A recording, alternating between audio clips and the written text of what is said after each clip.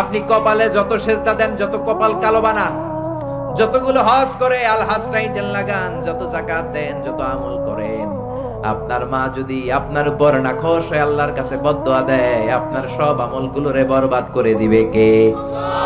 এজন্য বাবা মা যদি হিন্দু হয়, বাবা মা যদি নাস্তিক হয়, তারপরও মা বাবার দোয়ার দরকার আছে না নাই? বাংলাদেশে এরকম অনেক হিন্দু ফ্যামিলি আছে, ছেলে মুফাসসিরে কোরআনের তাফসীর শুই না, মুফাসসিরের হাতে হাত রেখে কালিমা পড়ে মুসলমান। এরকম হিন্দু ছেলে আছে না নাই? কিন্তু বাবা মা মুসলমান হয় নাই। এখন বাবা মার সাথে খারাপ আচরণ করা যাবে?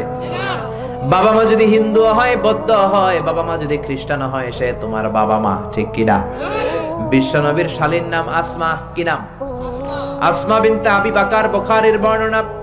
বিশ্বনবীর কাছে এসে বললেন, নবী আনা মুসলিমা, আমি মুসলিম, ওয়া উম্মি মুশরিকা, আমার মা মুশরিক, আফাসিলুহা, এখন আমি কি করব? আমার মায়ের সাথে ভালো আচরণ করব নাকি খারাপ আচরণ করব? বিশ্বনবী বললেন, খবরদার সিলিহা, তোমার মায়ের সাথে তুমি ভালো আচরণ করবা।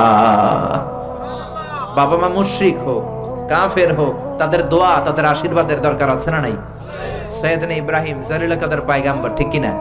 উলুল আজমি মিনার রাসূল, খলিলুল্লাহ, মুসলিম মিল্লাতের জাতির পিতা, চিল্লায় এখন ঠিক কি না? কিন্তু ওনার আব্বারে উনি কালেমার দাওয়াত দিতে পারে নাই, দেওয়ার পরেও মানে নাই বাবার নামাজ। তারপরে উনি বাবার সাথে খারাপ আচরণ করেছে নাকি?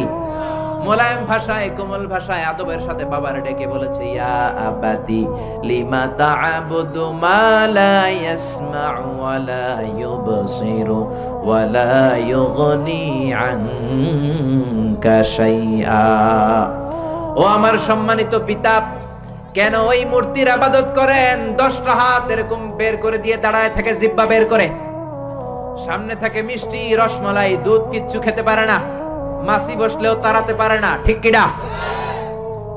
কেন এই মূর্তির পূজা করেন? কেন এই পুতুলের ইবাদত করেন? যে এই পুতুল কানে শোনে না, চোখে দেখে না, নিজের গায়ের মাছিটা নিজে তাড়াতে পারে?